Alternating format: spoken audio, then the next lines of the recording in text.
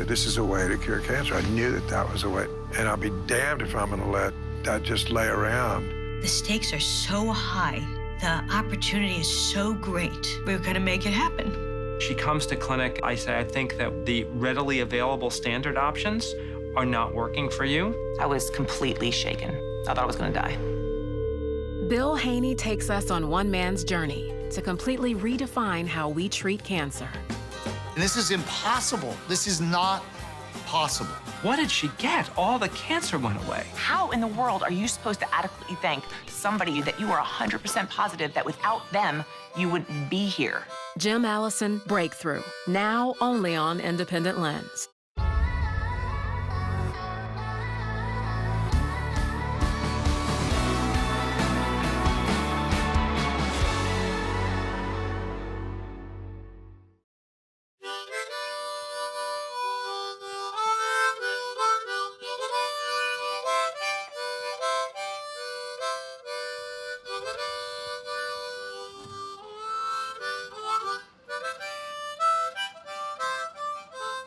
It's a part of Texas that was still majority Hispanic.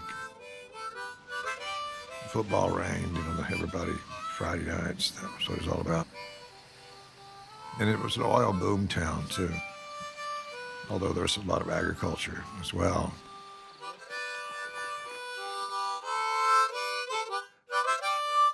My mother's family's been there since probably the 1840s, I think. My dad was a doctor who, you know, took care of people in the neighborhood, did house calls.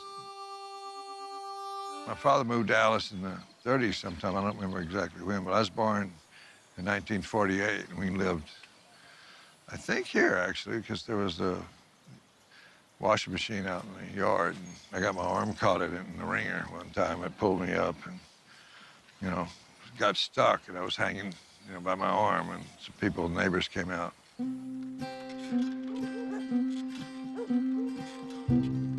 I have two brothers, Murphy and Mike.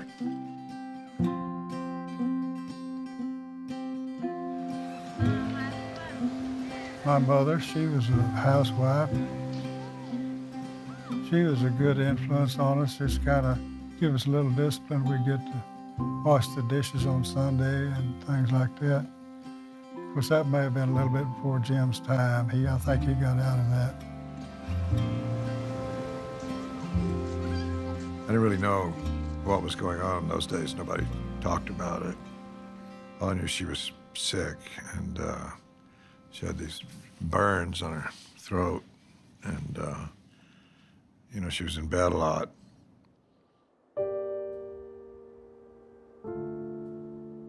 remember one day, I had some good friends, had a kid my age, and his mother was going to take us to the swimming pool. I'm just about to get in the car, and somebody came running out and said, "Hey, you got to come back. You can't go," you know. So I went in, and she was dying, and that made him. So she died that morning. And I found out later, I really didn't know what it was, but I found out later that it was lymphoma. She'd been getting radiation therapy, hence the burns on her neck.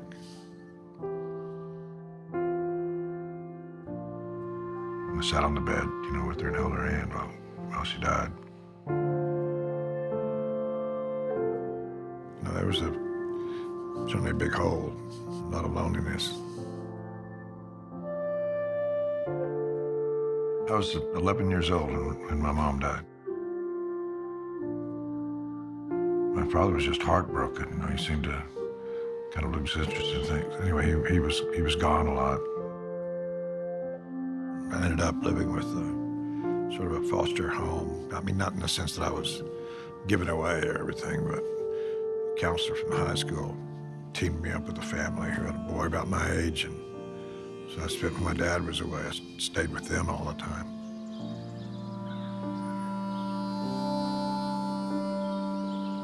I like to wander around in the woods. I lived right at the edge of town. I used to wander in the woods by my home. I just found it was comforting to have a harmonica and just toot away, you know.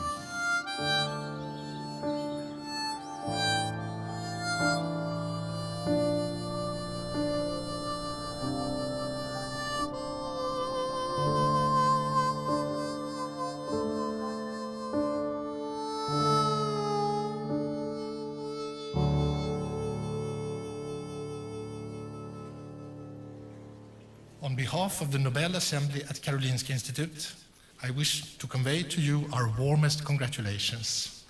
May I now ask you to step forward to receive the Nobel Prize from the hands of His Majesty the King.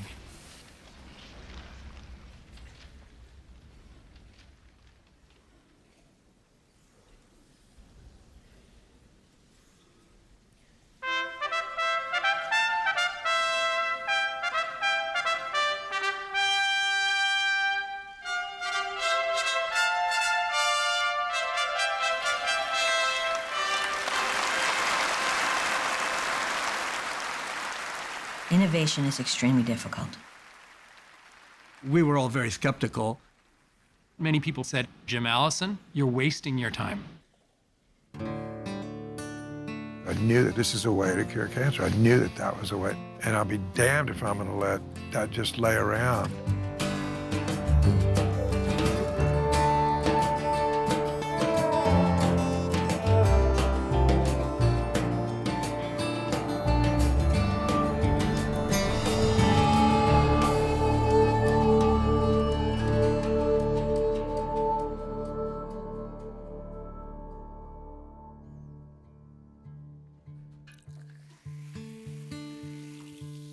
Well, I guess my dad encouraged me to mess around with my Gilbert chemistry set in the garage, you know, and dissect frogs and horned toads and things. He told me about the bombs he used to make. So he would construct these little bombs out in the woods, and he said, in this very Jim way, he's, when you talk with scientists, later in life, you realize a lot of us were bomb makers in the beginning. When I started learning about what science really was and how to do it, I started doing more intelligent things than making bombs. One of my teachers who taught advanced mathematics, physics, chemistry, I thought he was one of the greatest teachers I ever had. But I tried to have a few conversations with him about evolution, selection of the fittest, Darwin. And he just said, no, it's not real. I do not allow. We will not teach that here. We will not discuss it. I refused to take the course because I knew that there was no biology in it. The syllabus, there was no biology in it. So it was a pretty ugly time, and it was basically me versus him. I was still taking advanced physics from him while I was having this fight with the school, because he was the head of the science program, and he was the one that made sure that evolution wasn't taught, and so he really did start taking it out on me.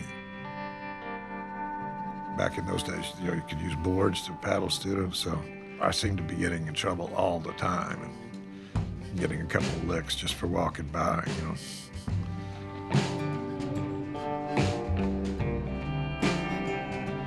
They just thought I was a troublemaker. I wasn't. I was just trying to do what was right. That's the way it is, If you don't agree with something, you need to stand your ground. And if it hurts, it hurts, That's the way it is, When he was little, we said he was hard-headed.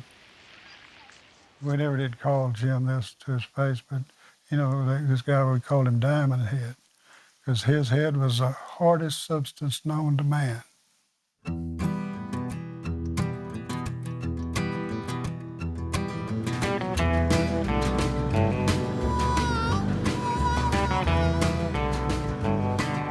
Jim graduates from high school at age 16. He goes to the University of Texas in Austin, determined to become a biologist.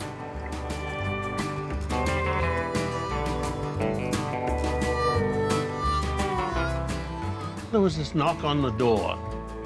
Door opens, and this scrawny kid pokes his head in and says, "You got a job?" I said, "There's one job left, but you may not like it. It's just a dishwasher." And he said, "I'll take it." We would take a piece of cheesecloth and put a little bit of acetone on it and rub off the number of each test tube. And literally there were thousands of them. And so he got the idea, well, maybe I could take those test tubes and spray them with a solid stream of acetone. This was back in the 60s, and just about everybody smoked then, including in the lab. Jim sprayed his test tubes with acetone and then sat back to have a cigarette. And boom! And we all run in from the lab, and here's Jim with a blackened face, his eyebrows were all singed. I was about to fire him, but in the short time he'd been there, Jim had just got along and knew all the graduate students and the others, and they besieged me on his behalf. Look, can you find something else for Jim to do? He's quite a character. Let's keep him around.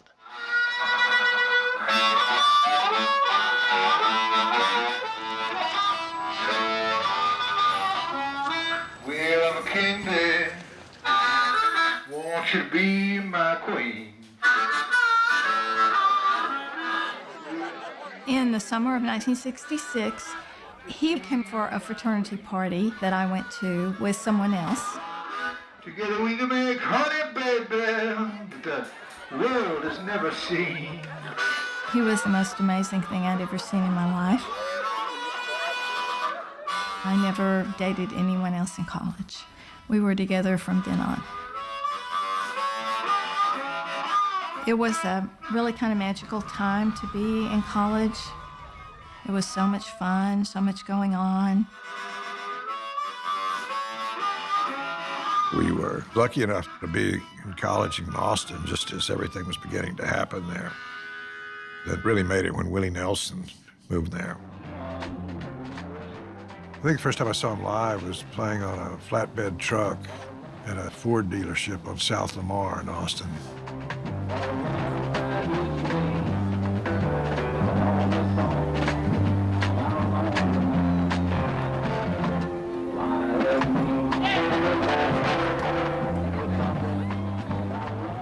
But everyone was also real serious about their studies. Jim was passionate about science. When I was at the University of Texas, the number one thing I learned in the lab was just how important it is just to persevere. Not be so disappointed you give up, just keep working.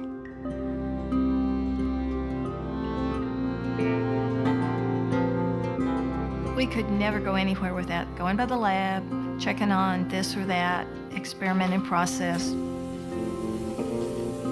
T cells were discovered when I was in college, and I took an undergraduate class, and my professor, Bill Mandy, taught one lecture about T cells because almost nothing was known about them. The human immune system circulates in our blood and protects us from disease. We now know that at the center of the immune system is the T cell. T cells are a type of white blood cell. And these are the cells that actually are respond against viral infections, bacterial infections, and they start the fight to keep you healthy. These cells that go all over your body and manage to protect you and not kill you. It's still, to me, just wondrous.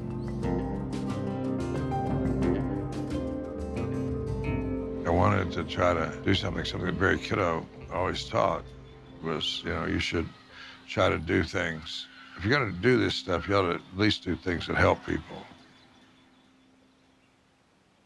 My mother had 3 brothers. One died from melanoma.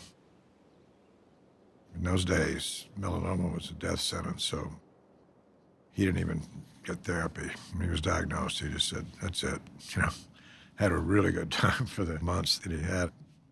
The other brother was a former rancher who could roll a bull-durham cigarette with one hand while he was on a horse, but he paid for that. He had lung cancer and died from that. I saw him in an oxygen tent when he got to the point that his emphysema or whatever was so bad, he needed help to breathe. Those made kind of an impression.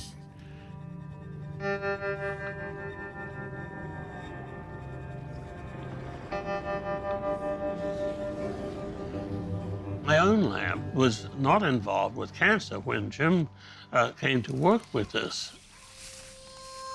But he had had a tremendously difficult relationship with cancer.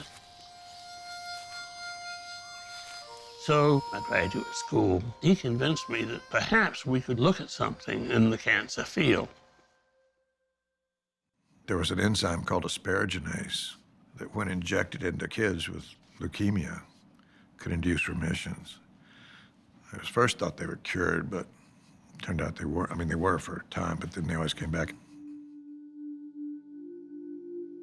My thesis project was to find other asparaginases from other bacteria that would be so different that they could be used in succession. We pulled water out of the local stream and surveyed that for asparaginase activity. Jim purified that. And in mice, that worked very well indeed. Jim's work on asparaginase convinces him the immune system plays an important role in responding to cancer.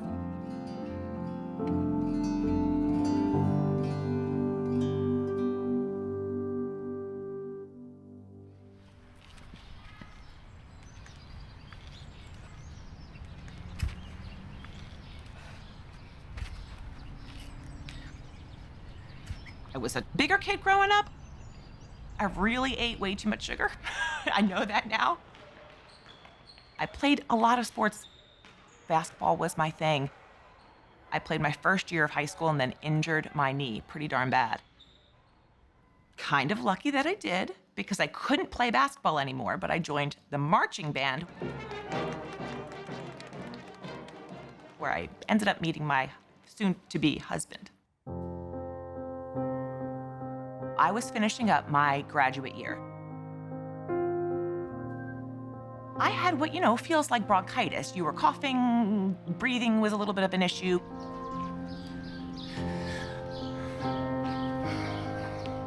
Progressively over the next couple of months, I didn't get better. I was walking up a hill one day and I could not take a deep breath. My mother worked for a primary care doctor, and she's like, "Oh, sweetie, when you get home, come on, see him, and we'll get this sorted out." So going to see her doctor, they noticed the tumor, and they did a biopsy, and my world changed.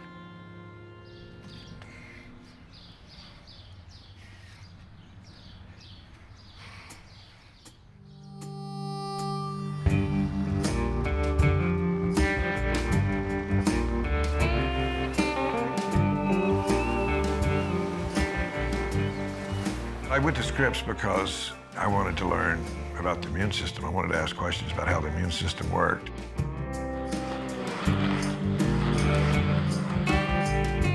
Strangely enough, there was a group of expatriate Texans there, and we would all go to a little bar called the Stingery. And there was a band there that he would sometimes play harmonica with.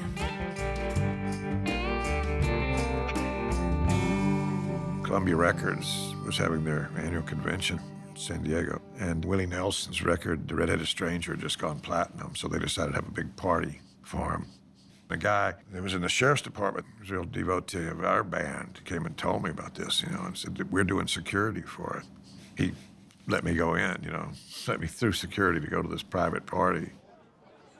Willie Nelson came over and he said, "Well, you know someplace we could go picking tomorrow night? Because I got tomorrow night off, and I'd sure like to play some music."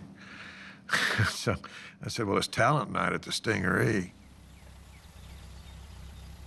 So we loaded up in our little VW camper.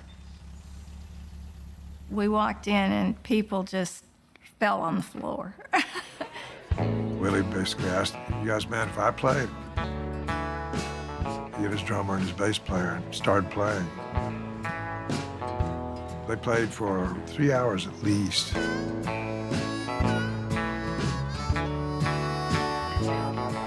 And, it was a little dive bar, and there's about 8 people at this place, There was one payphone on the wall, and so those 8 or so went up, called people, and pretty soon the place filled up, and people called other people, and it was full, and people were out on the street. It was amazing. I didn't have to buy a beer at that place for about 2 years after that.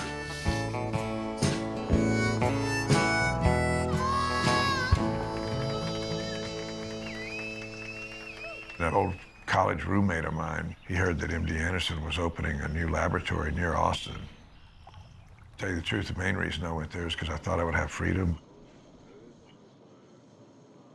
The first time I connected with Jim was, I think, in about 1980. I was a postdoc in New Mexico. I went to MD Anderson, and they asked me to give a seminar. And they said, well, you're being live streamed to Smithville, Texas. And so I gave my seminar, and they said, do we have any questions from Smithville? And I'm thinking, where in the hell is Smithville? And then this voice comes over with this, nice Texas accent and asks me this incredible question. With a given molecule on a pathway, for example, the MAP kinase pathway, which, is He involved in got right to the heart of, the hardest question he could ask about the science I was doing at the time. I consider Jim my brother, scientifically as well as personally. I would consider him my best friend for the last 30-odd years.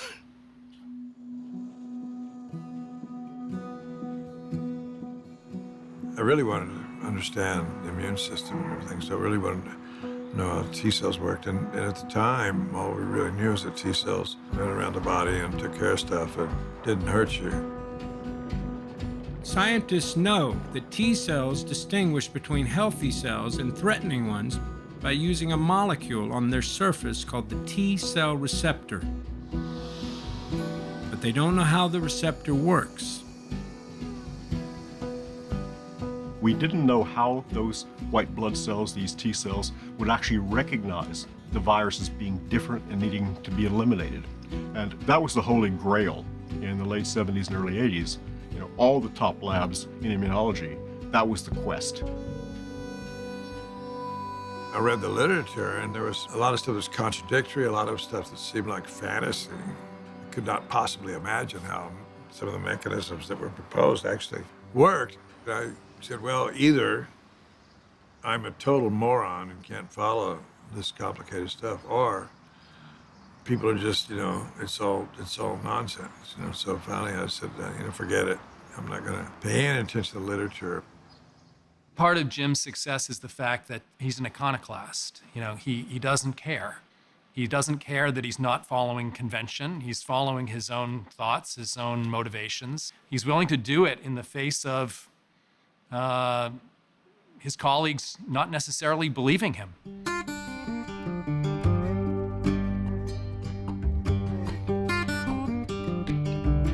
You got to notice that Irv Weissman from Stanford, who was a very noted immunologist, was giving a lecture. So I drove 3 hours from Smithville into Houston. I was driving back, replaying his talk in my head. I remember it just sort of clicked, and I said, I know how to find the T cell receptor.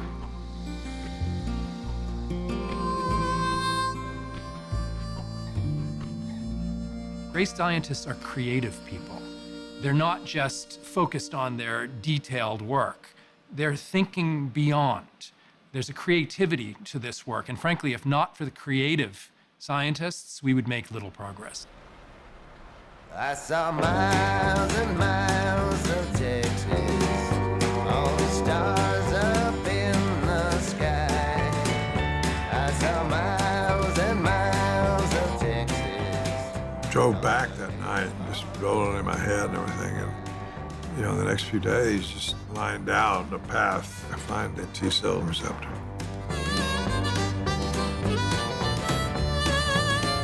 Over the next few months, Jim uses the latest genetic engineering techniques to test his hypothesis.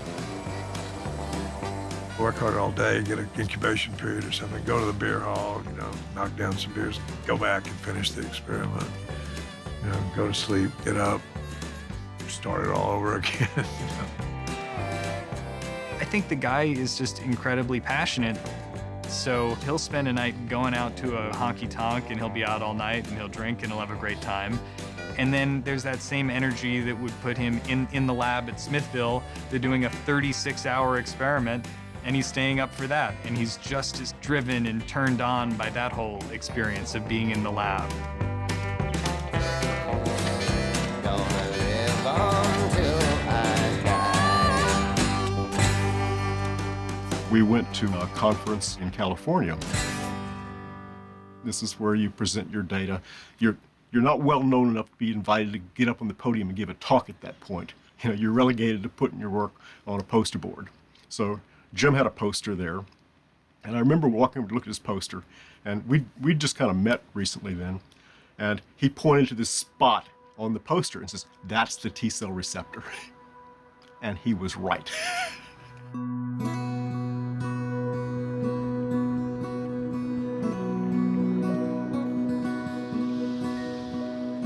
His contributions to our understanding of the T-cell receptor, the molecule most centrally identified as the thing that recognizes the target and allows for it to be eliminated. Extremely important. He was the first one to actually purify the molecule by which T cells recognize everything. This is how T cells recognize infectious disease. This is how T cells are recognizing things they shouldn't recognize when you get autoimmune diseases. So this was the seminal discovery. Jim was invited to major immunology conferences, and it was recognized that this constituted a real breakthrough.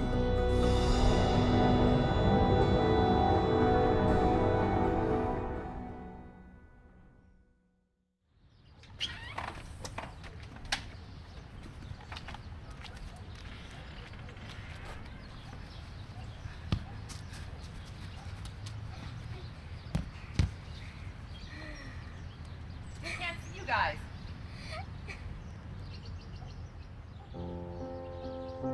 When they came back and said, "Sharon, you have melanoma," I was completely shaken. Unbelievable. I couldn't believe that that was my life. I thought I was going to die.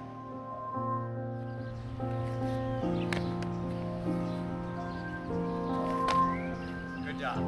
The doctor canceled all his patients and shut his office door and got on the phone and said, "I have a 22-year-old patient here who needs to see you now." And he was on the phone all day, but I had an appointment with Sloan by the end of it. So then I saw Dr. Walchuk just a couple days later. Sharon Belvin, when I first met her, was 23 years old. And it's a room full of very sad, family members trying to get their head around this seemingly unbelievable situation. We started her on chemotherapy very quickly thereafter. So I had chemotherapy Monday, Tuesday, Wednesday, and got married that Saturday. We decided to go through the wedding because it's for better or worse. I mean, we were joking around a couple days before, and we were just like, okay, well, we are going to get the worst over with right in the beginning, and then the rest of life will be great. And Rob is really probably a saint, and don't tell him I said that. Who can look at somebody and say, here's a terminal diagnosis, and I'm going to marry you anyway?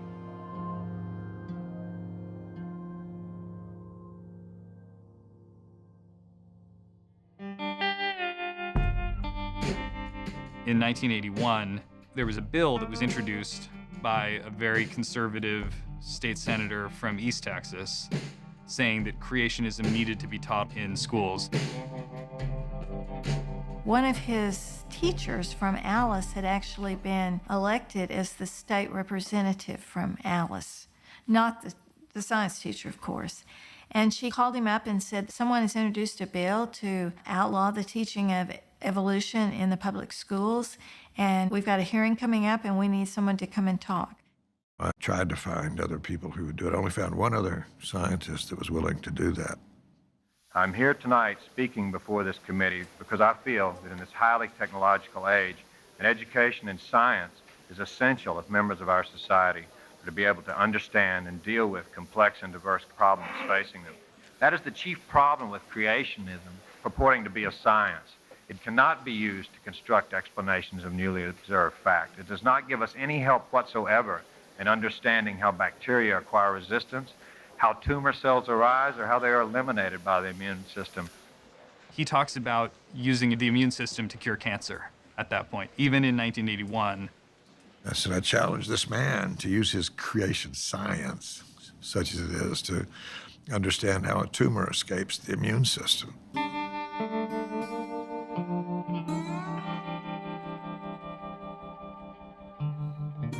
It's hilarious, the limits of their arguments.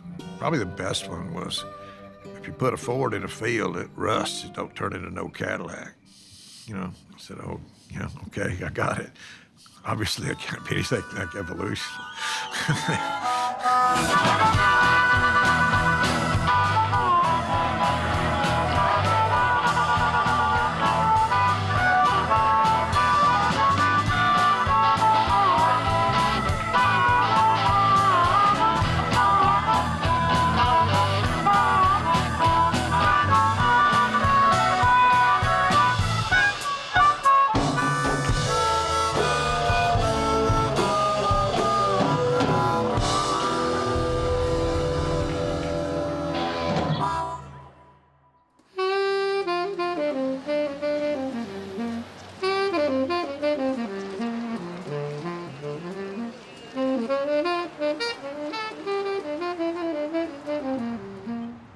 After the T-cell receptor, I was offered a full professorship at Berkeley. Berkeley drew me in a lot of different ways. It's filled with very smart people, but very freaky people, and they all sort of intermingle, and you don't ever know what's a crazy idea and what's a great idea. Even at Berkeley, Jim was a standout. He didn't look like the other people. Berkeley has its own conservative liberal side of it, which is that, you know, you can be liberal up to a point, but Texan is actually too far. You know, it's like you're carrying a gun and I don't know, all kinds of things that could be bad. And so Jim was like just over that line and represented just the, you know, additional frontier even of Berkeley. But also, immunology was not considered a science. The classic people said, oh, immunology, that's sort of a pseudo-discipline. That's really like almost like giving holistic medicine or something, right? It's like, what is that? You don't even know what that is. So Jim's lab has a feel of being like a pirate ship. There are personalities doing their own crazy stuff, and yet there is a, you know, dedication to the purpose of driving the boat forward.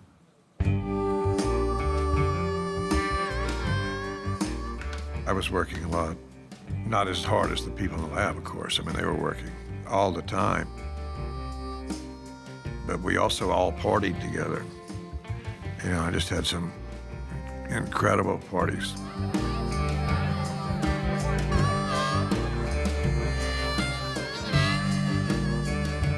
There is the rigid thought process that is like connect the dots, A to B to C to, you know, like that. And that you do during the daytime. But I think there's a whole element of the idea of unwinding and not letting the mind go linear and just saying, what is, you know, what if it weren't, what if nothing we thought was right?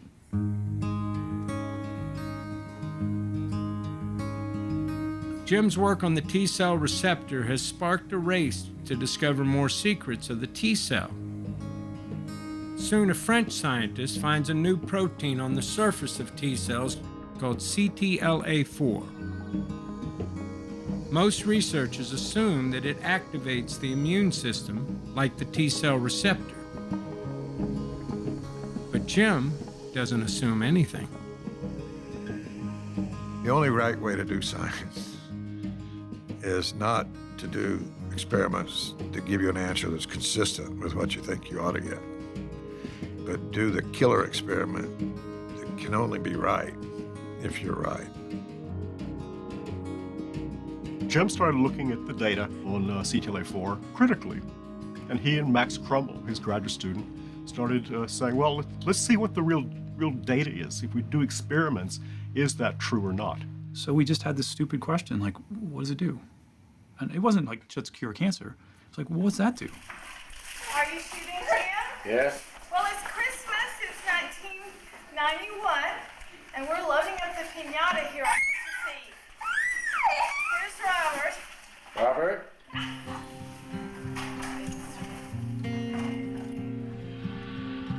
To study CTLA-4 in a mouse, Crummell must build a mouse antibody, a Y-shaped protein that will trigger a reaction from CTLA-4. Yeah. Police car. Sam left Robert the police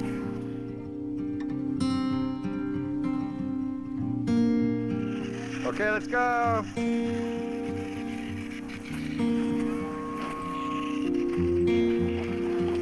What made that whole 3-year stretch for me very difficult was that I didn't get any progress scientifically. Robert's fourth birthday. Robert, look over here. Look, are you Batman? And this is really common. For 3 years, nada. You know, like everything I did really didn't amount to anything. While Max struggles to make his antibody, another lab beats him to it. Peter Lindsley, a scientist working with the drug company Bristol-Myers Squibb, publishes results saying that CTLA-4 is an activating receptor. When it's engaged, it revs up the immune response against targets. Then these papers came out and said it's a positive regulator. And so, you know, that attitude was, well, we've been scooped, you know, it's done. Except I said, I don't think so. There's something about, you know, I saw some holes in that paper, and so we're gonna test this, see if it's really right.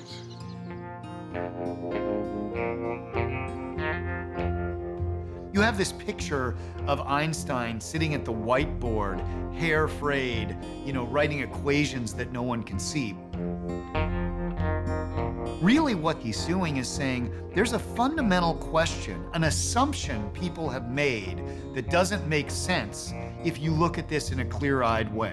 What if I step back here and just observe and say, these pieces of information need to be put together in a different way? I think that is what pioneers do, and weirdly, it's childlike.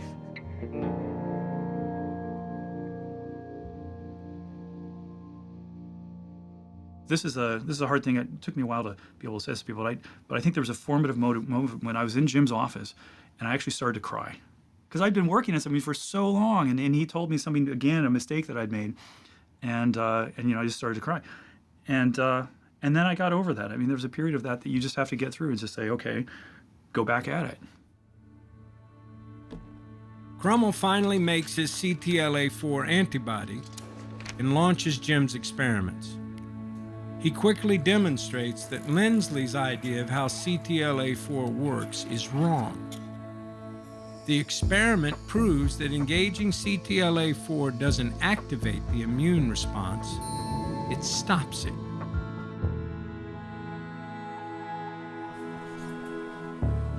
Jim and Max Crummell, as well as Jeff Bluestone and his grad students, turned the thing completely around, said, nope, all these prior papers saying that CTLA-4 is another gas pedal, that's not correct. It's actually a brake. Like Jim, I was able to figure out CTLA-4, and I was shocked. CTLA-4 was the wackiest thing in the world, right? Nobody believed that you would actually have a whole system in place to shut down the most important thing going on in your body, which is an immune response, and you're going to shut this thing down and make sure it doesn't work. The body does not want an over-exuberant immune system, because if we did have one, we would all be suffering from autoimmune disease. Autoimmune diseases, like multiple sclerosis, are caused when the immune system attacks healthy cells. Jim's discovery prompts many immunologists to think about curing these diseases.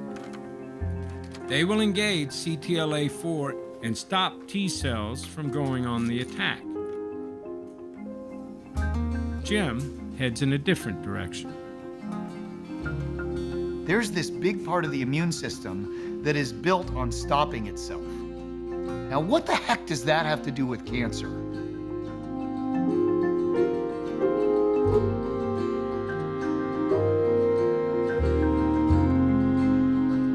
Cancers, we know they have mutations. We know they're different from normal.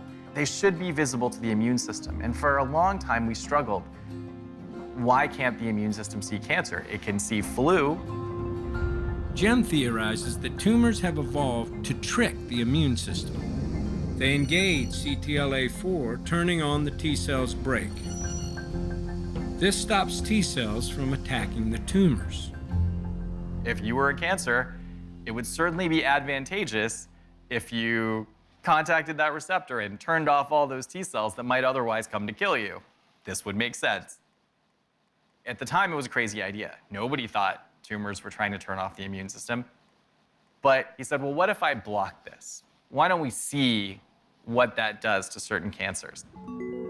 Jim hypothesizes that if he inserts an antibody to block the connection between the tumor and CTLA-4, the T cell will be free to attack the tumor.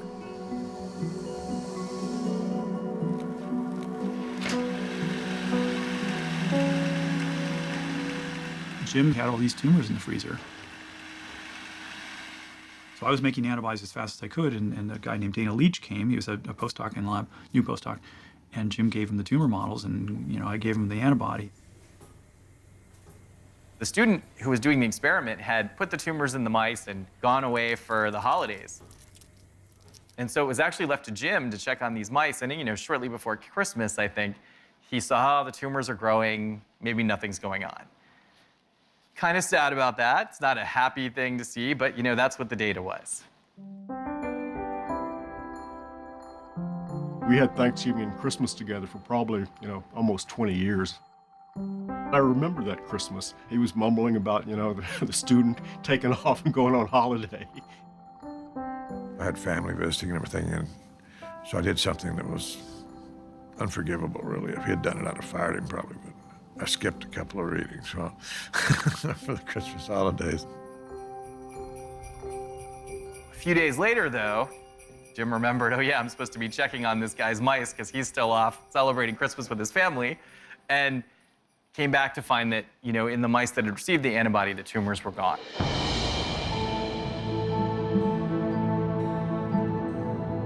It was one of these, truly one of these aha moments when I went, oh, Jesus, this is something big. Because I've been doing tumor immunology enough by then to know this experiment was so cool, you didn't need a statistician. They were all alive or all dead, These tumors have disappeared. I mean, this is impossible. This is not possible.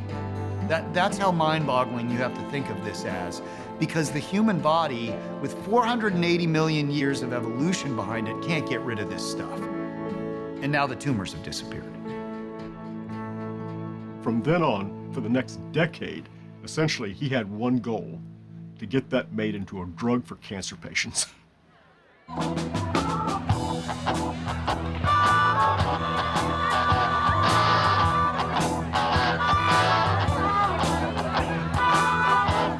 It didn't come out of cancer, but once it was there, it was there.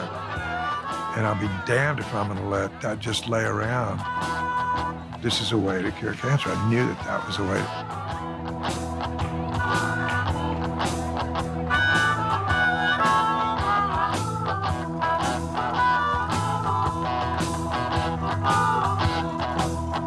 Well, I'm a king, man. Buzzing round your eye. Well, I'm a king, man. In my teen years and in my college days, I was the dork, the one that studied really hard, got good grades, because I was the first in my family to go to college. I had a lot to live up to with that. So I had to make sure that while friends were out partying, their grades were C's, I needed to get A's, and I knew it. Knowing what I know now of what life had in store for me, maybe I would have had a little bit more fun. I probably would have.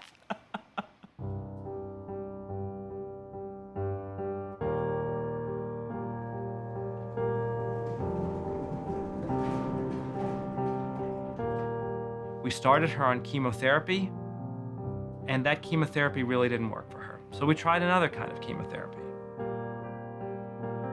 I know that chemotherapy is supposed to kill cancer. It can give you back your life. Chemotherapy made me feel like I had cancer. I felt like death warmed over. I got severe peripheral neuropathy from the chemotherapy. That's numbness and tingling in your hands and feet. It wasn't just hands and feet, though. It went up my leg, and I couldn't hold a pencil to write. I was itchy everywhere. It was like an itch that you could never stop.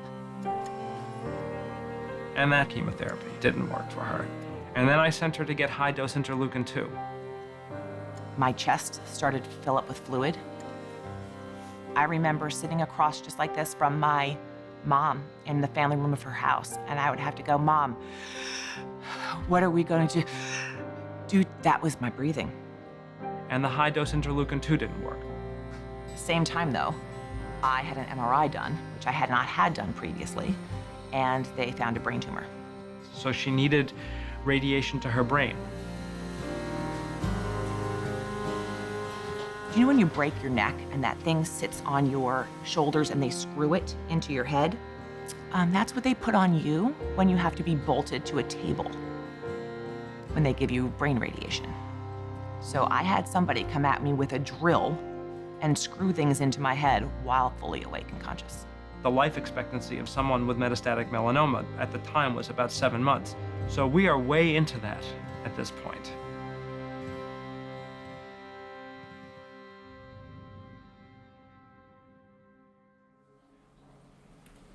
We published a paper in 1996.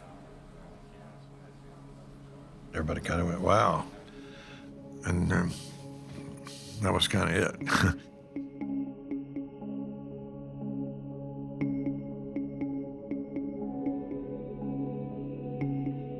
We were all very skeptical of the science of cancer immunology. I wasn't sure that what he had done successfully in a mouse, in a very controlled setting, would ultimately translate to a method that would work in a human being. You're going to be hearing a good deal more about something called interferon these days. Skepticism about an immunotherapy drug for cancer stems from the 1980s. Researchers are now calling a new cancer treatment the most promising in 30 years. When attempts at using the immune system to fight cancer offered enormous promise. With a drug called interleukin-2. And then, devastating disappointment. Because fewer patients than expected seemed to benefit. For years, there were clinical trials, and none of these worked. We started to see some bad side effects. And I can tell you these were not happy meetings to attend. They all started with, we did this experiment in animals in our lab, and it looked great, and then we did a clinical trial, and nobody got better. Years of that had led to a view that immunotherapy would just never work. 20 or 30 years ago, cancer was not a very big thing for drug companies.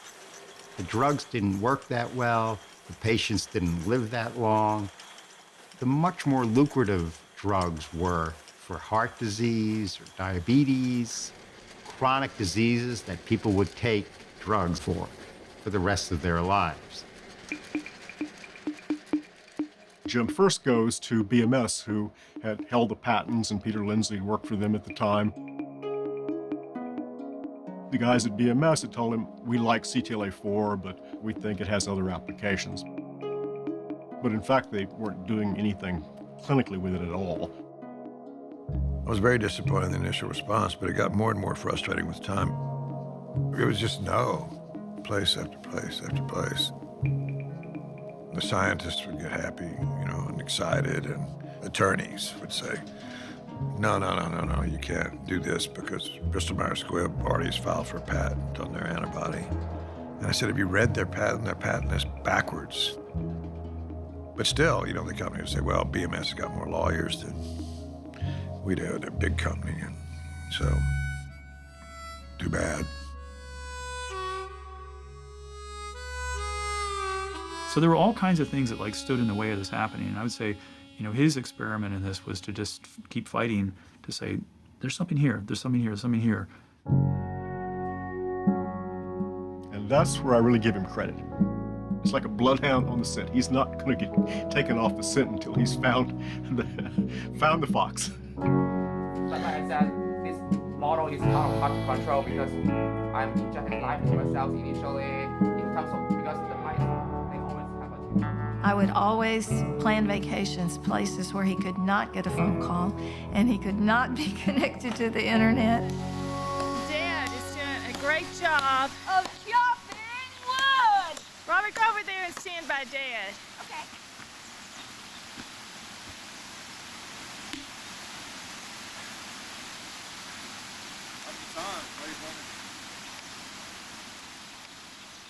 It was about 2 years that nobody would listen, and so it was getting depressing.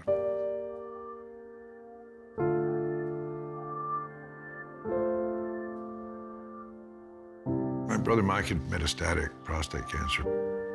He presented with a lot of joint pain, which is how they found him. We often had Thanksgiving with Mike. For many years in Berkeley, he'd come out, and so I got to know him quite well. Mike got diagnosed in his 50s with metastatic prostate cancer to the bone. That's how he was first diagnosed, and that pretty much is a death sentence. And that also, during this time, while Jim was trying to march forward this new therapy, he really wanted to be able to give this to his brother. I need to get it into people. I need to get it into patients.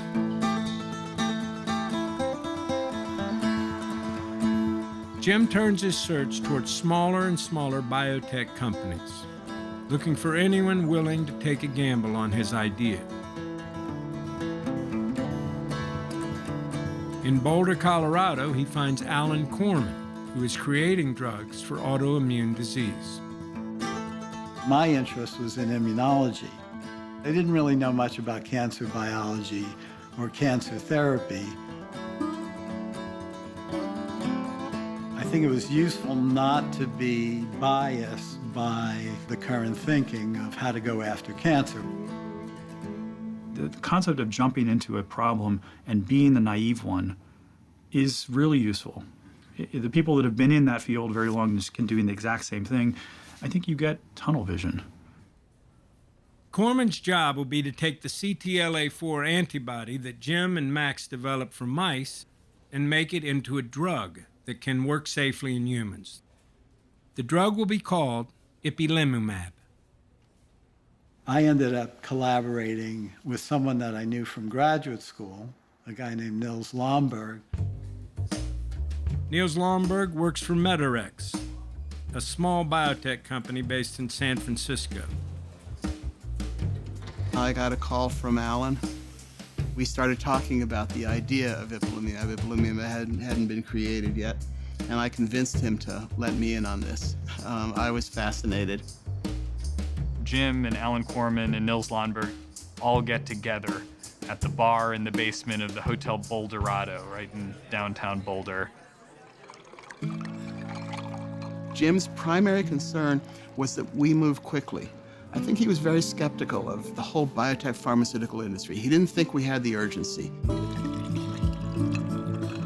I ended up sitting up with him most of the night with a bottle of whiskey. Out of that conversation, we had a handshake agreement. And with that handshake, we started work back in California, back in the lab. 466 days later, we had ipilimumab in a patient. And I think that's a world's record.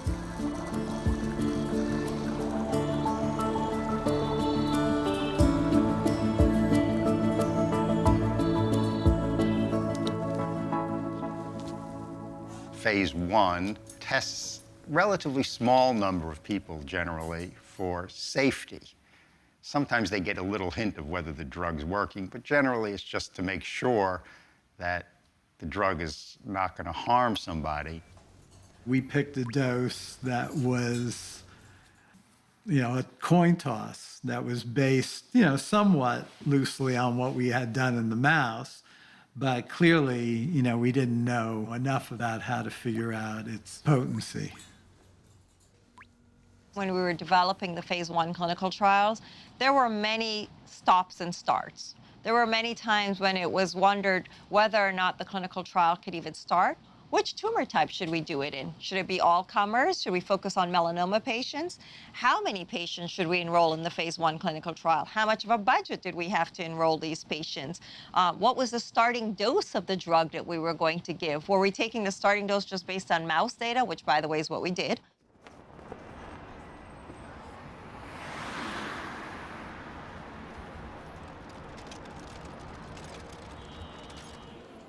When drugs go into phase 1 trials, their first trials in people, 9 out of 10 or more fail. And that's it. You pull the plug at that first stage. I ran that clinical trial at that time. It was amazing because 3 out of the 12 patients, was a very small clinical trial, 3 out of the 12 patients showed that all of the tumor went away. We never see this in a phase 1 trial. It's so rare that it's sort of like, finding the pot at the end of the rainbow. You feel like, am I really seeing this or am I imagining it, right? It's just unbelievable. I became aware that CTLA-4 was the focus of an early set of clinical trials that was, through the clinical trial grapevine, producing a little bit of activity in patients with advanced melanoma, and obviously I wanted to be part of that.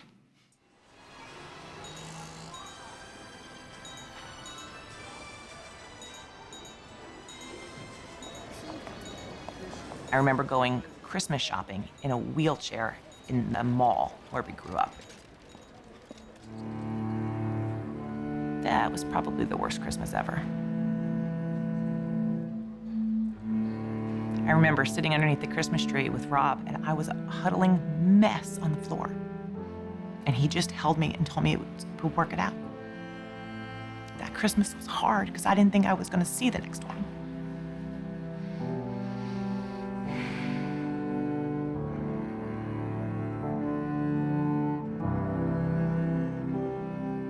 She comes to clinic and I say, I think that we're really at the point where the readily available standard options are not working for you.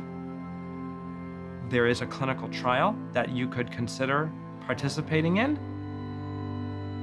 I remember Dr. Walchuk explaining it to me in very, very simple terms, that instead of an outside agent like chemotherapy, your body then uses its own immune system to fight off cancer. It allows it to turn on the immune system and recognize cancer in a way that it previously couldn't. Sharon got 4 doses of ipilimumab. The treatments were not like chemotherapy. I had a shot in my leg, and then I had a 90-minute IV infusion. That was it. Because I wasn't in chemotherapy either, I didn't feel nauseous. I didn't feel the incredible fatigue that came along with it. I noticed a difference in myself just from changing treatments. Once a drug is proven safe in phase 1 trials, it moves into phase 2 and phase 3. These trials include far more patients studied over much longer time periods. They can cost hundreds of millions of dollars. We never could have developed ipilimumab as a small company, even a publicly traded company. We never could have raised that much money. Medarex has to find a partner with deep pockets, but the big pharma companies are wary of the risk. For any hope of success, ipilimumab needs a champion inside the pharmaceutical industry. When I left the NIH to go to industry, I went to Bayer that was building an oncology program. I really wanted to supervise the development of IPI. When Bayer declined, I left Bayer after 7 years, specifically to bring ipilimumab forward. BMS was not sure they were going to take it at all, so I came at just the right time. And I was ready to advocate for it. I went to BMS. I said, let me walk you through why this is important. I must admit I was apprehensive. The fact that BMS had another antibody would have been one of the reasons that a lot of companies had given for not working with us. You know, BMS can kill you. Stocks to watch today. A big one will be Bristol-Myers Squibb. There were other reasons to be apprehensive of Bristol-Myers Squibb. Bristol-Myers had a pretty good reputation. Then that started to fade. They did a deal for a drug from a small company called Imclone. The drug sparked an insider trading scandal that led to a 7-year prison sentence. Pessimism propelled by news that yet another corporate giant may have accounting problems. Today, it's Bristol-Myers Squibb in the government's crosshairs. So they went through in the early to mid-2000s a very hard period. Bristol Myers Squibb, one of the leaders in the industry, forecast disappointing earnings growth for its second quarter. So what we were asking BMS to do is invest a healthy amount of money into the belief that these drugs were going to work. It was against the grain. A lot of our external advisors said we were probably investing too much in immunotherapy because nothing had worked before. My presentation focused not on the response rate, which was very low at the time, but one patient who had received, I think it was a single dose at the time, that now 2 and 3 years out was still in remission. The very first public meeting, Rachel made it a point for me to come and sit next to her. And I'll never forget, because I was sitting there and there were some people who had very little understanding of immunology that were making comments and, about what they thought this meant or that meant, everything. I was just sitting there going, oh. And I was just sort of under my breath, going, oh my God. And obviously getting agitated. And Rachel, kept looking at me, and afterwards, she says, okay, well, I wrote down every time you started snorting and stuff, and so what about this? What's wrong with that? What's wrong with this, from her notes? And so we went over the notes for a while. It was really a lot of fun. I was part of the group of people who was following, let's call it the conventional path of cancer research. Jim Allison and the immunology crowd was thinking about it differently, and the mainstream was more or less ignoring that. Innovation is extremely difficult. There was somebody, a regulatory person on my team, who yelled at me, screamed at me. We don't get it. We're wasting our time. And it was not just the members of the team, because back in the day, most of the doctors were not immuno-oncology believers. That's why it was hard to get patients on the study initially. That's why it took so long.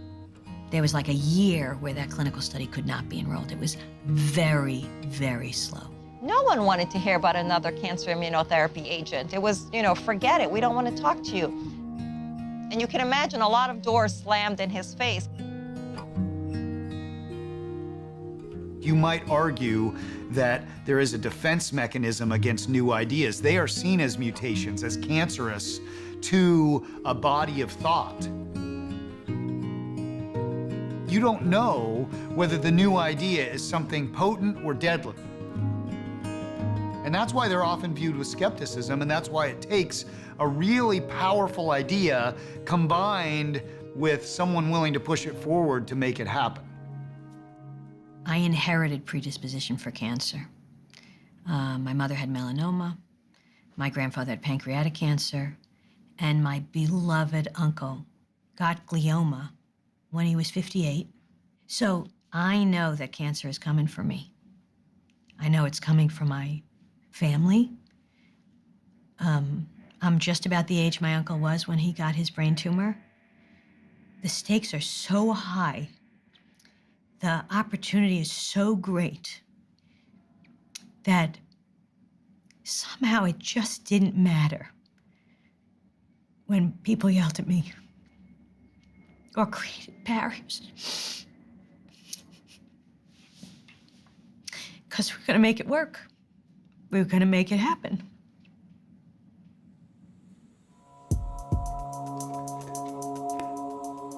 I'm still in Berkeley, but the action had moved to New York, where the companies are and a lot of the studies were going on at Sloan Kettering. I thought, well, there's some not so good stuff happening to my baby over there, and I better move again,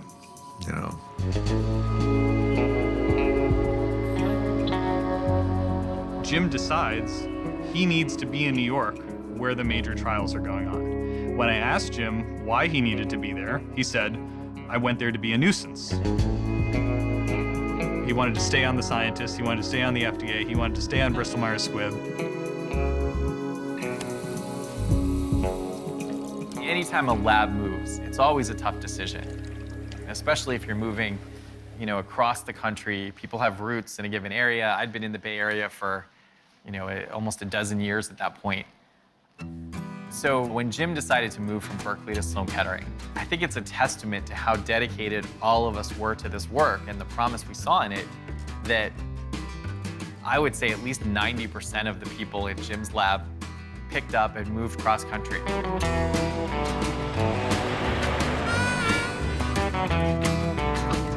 It was a tough move in that, you know, you're moving all your stuff, you're moving a lab, things in the labs are delicate.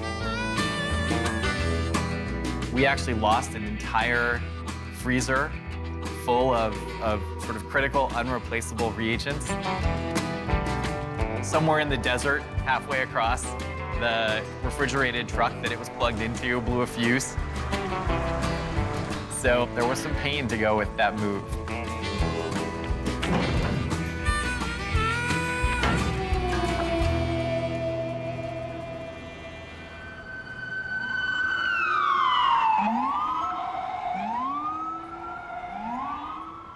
Jim, being in New York, was truly a fish out of water. I'm not sure Jim walked more than 3 blocks from his apartment on the Upper East Side. But, you know, he didn't move to New York to take advantage of what New York has to offer. He moved to take advantage of what Sloan Kettering had to offer. Putting pressure on Jim is Pfizer, the world's largest drug company.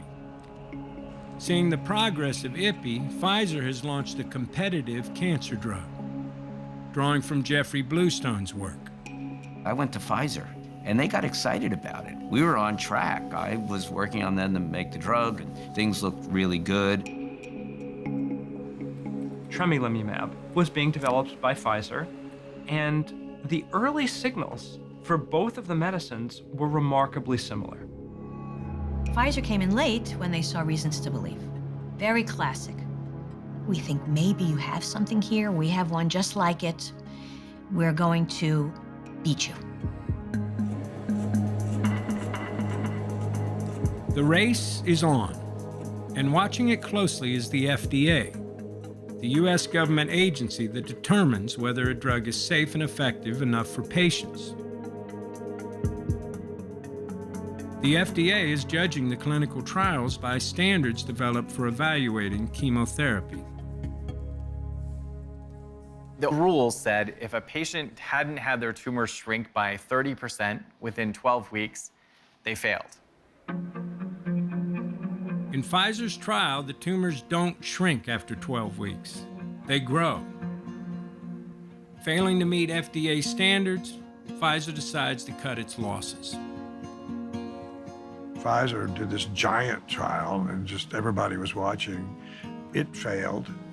You know, a big blow. You know, the biggest drug company in the world just abandons the whole field. I mean, everybody, when we started out, one of the main criticisms we had is immunotherapy's never worked, it'll never work, it's a bunch of voodoo, and you shouldn't even try it.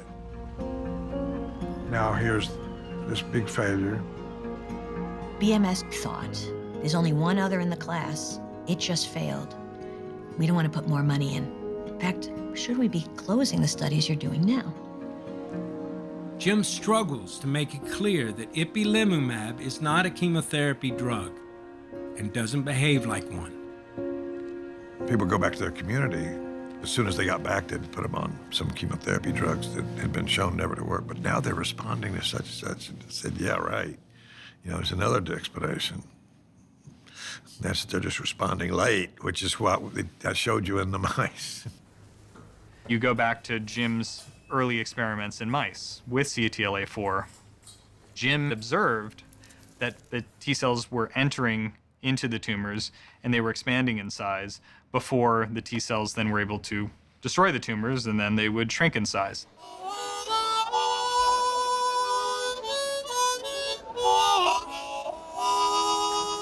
So Jim had to convince Bristol Myers Squibb to do a much more expensive, much more lengthy trial.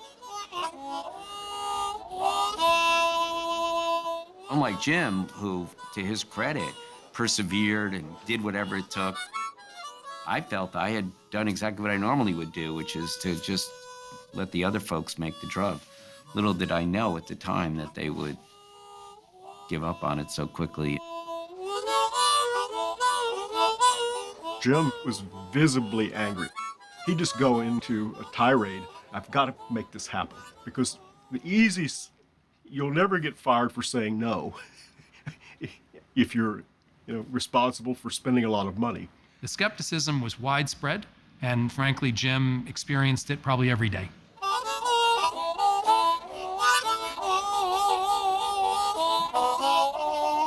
Every time I'd see him, he would just, you could see his blood pressure going up.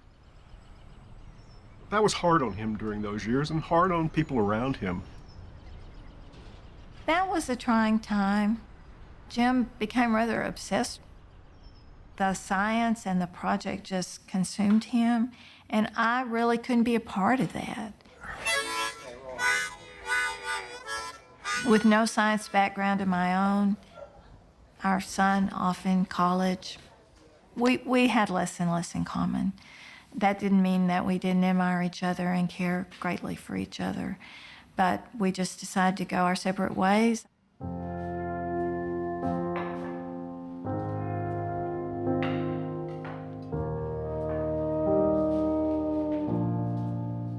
I was afraid that the drug was going to go down, and I invested not just myself, but my family.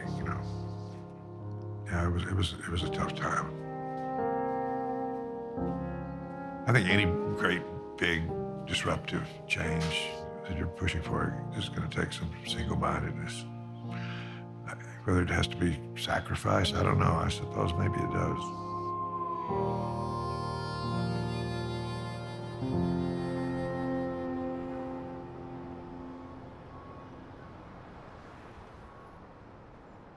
At Memorial Sloan Kettering Cancer Center, doctors are seeing in patients exactly what Jim has predicted.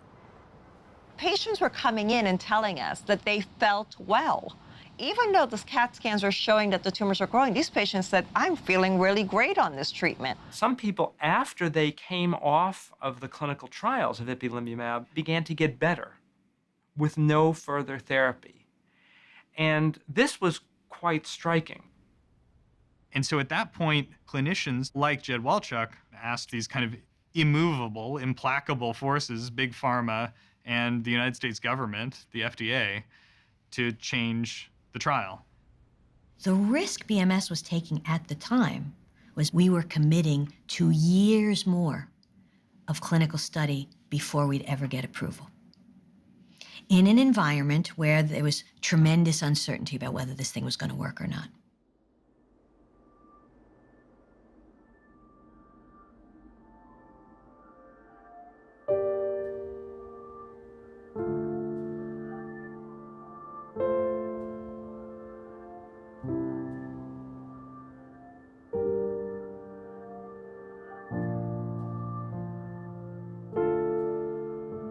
My brother was in the final throes of metastatic prostate cancer, and the drug was in trials by then.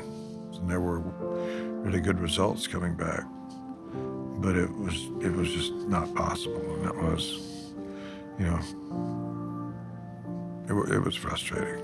But at the time, I just wasn't so sure about whether it would really, at the end of the day, do my brother any good, because he was so sick by then.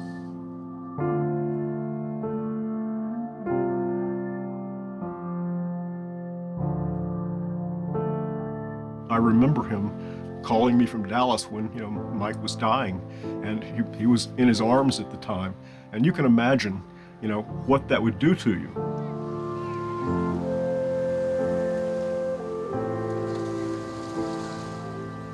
When I was first told I had prostate cancer, I was terrified because it was a week after my brother had died. I'd been working with the prostate group at Sloan Kettering. So I went over to the oncologist's office. The secretary said he's with somebody. I said, I don't care. Beat on his door and said, can I talk with you? And he said, I said, no, now. I need to talk to you right now.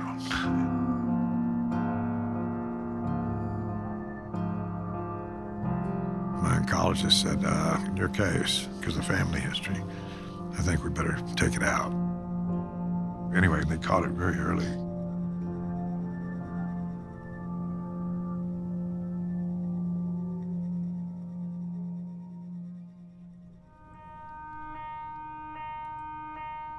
Sharon came back for her first set of imaging. I got a phone call from the radiologist. Now, usually, you should know, radiologists don't call with good news. They call to make you aware of some awfulness that they have seen on a scan. And this was a very serious radiologist, very well respected. And he called and he said, Jed, I'm reading your patient Sharon's CAT scans. He says, I have to ask you something. He goes, what happened to her? I'm like, what do you mean what happened? He goes, what did she get? All the cancer went away. And so that was an important moment for many of us.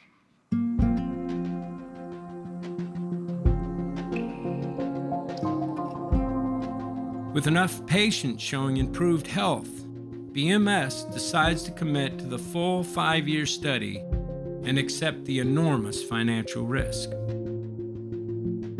Bristol Myers Squibb made the decision with everybody in the room then to use overall survival as the endpoint and not to use the typical sort of tumor shrinkage immediately endpoint, but look to see how patients did over a long period of time. I give the team at Bristol Myers, and Rachel was the lead of that team, credit for listening to us and for being open to the observations that we were really making on the front lines and to working with us to find a way to capture this new biology.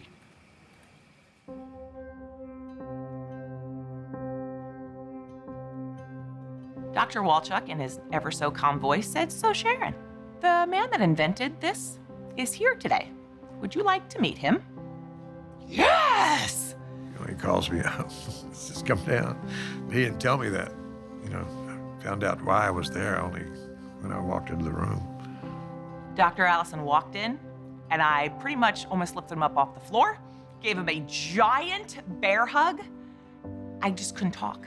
I couldn't talk. How in the world are you supposed to adequately thank somebody standing across from you that you are 100% positive that without them, you wouldn't be here?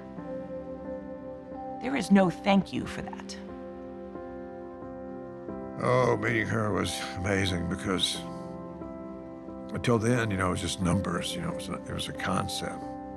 She was the first patient I'd ever met. And all we could think about at the end of that was, we got to get a picture. We look around the room, and nobody has a camera. The only camera that we could find was one that they took pictures of a melanoma with to send out and get studied. It's not the best quality in the world, but it definitely memorializes one of the best days ever. Every single scan since, I have another MRI coming up here in about 2 weeks, so say a little prayer. No evidence of disease in every one since.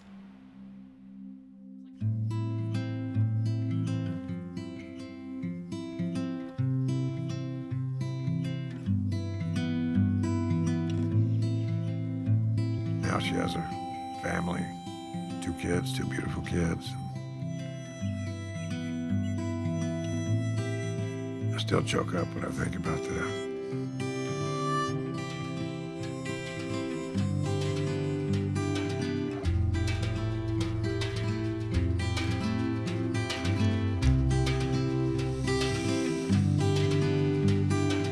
In 2011, 15 years after Jim Allison made his initial discovery, the clinical trials are finally complete. I remember the moment when we saw the data. I can see the people around me. It is imprinted like a picture. Because we knew we were changing the world. Rachel Humphrey came running up the stairs, breathless, to show me the survival curves, one for the control and one for the patients that received IPI. One curve stayed different for as long as we studied.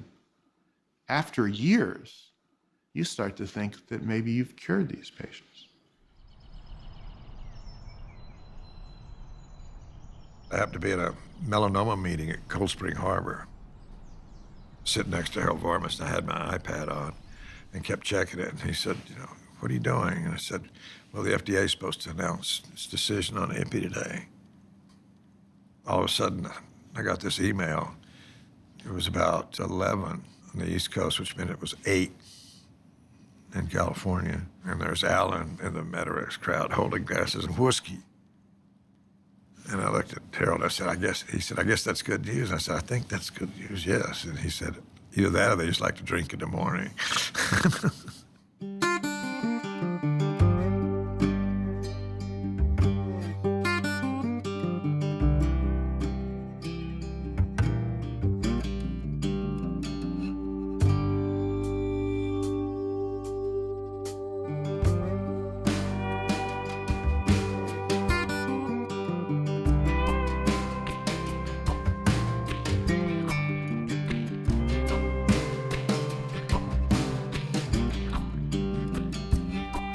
Allison and others like him have only begun the thing. Each generation will build on the next. We're not nearly at the end of this story. I mean, we're somewhere in the very first few chapters. This happens fairly regularly. I get emails, but many times a handwritten note. This is from somebody I've never met. Dear Dr. Allison, 2 years ago today, my 63-year young husband, Richard, was diagnosed with metastatic melanoma to the brain and everywhere else. Thanks to you,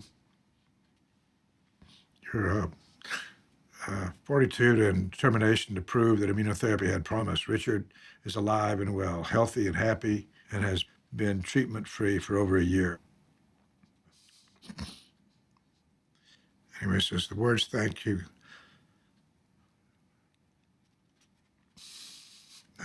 do not begin to cover the gratitude we have for you and your persistence through all this to see that immunotherapy be brought to people worldwide. Our family is eternally grateful for the extra years we've given us with Richard, a wonderful father, husband, sincerely.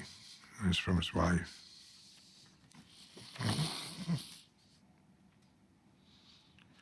For sure, it's knowing that we've done something like this what makes it all worthwhile. So, I need a drink. Roll me up and smoke me when I die. And if anyone don't like it, look up in the eye. I didn't come here and I ain't leaving, so don't sit around and cry. Just roll me up and smoke me when I die. When I played with Willie Nelson at the Austin City Limits Festival, I was scared.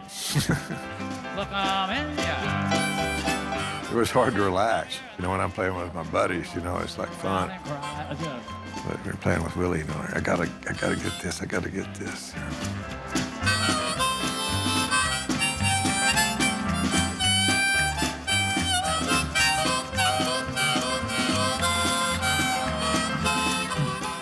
My warm congratulations on behalf of the Nobel Assembly. Well, thank you so much. I'm so honored. You know, of course, it's a scientist's dream. We think that the discoveries that you have made that has enabled an entirely new principle for cancer therapy, I mean, we think it's absolutely fantastic. I didn't come here and I ain't leaving, so don't sit around and cry. Just roll me up and smoke me when I die. I didn't come here and I ain't leaving, so don't sit around and cry. Just when I die.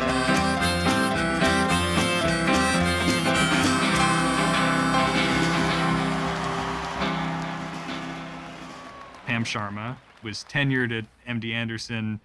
She was a big name in the cancer world in her own right.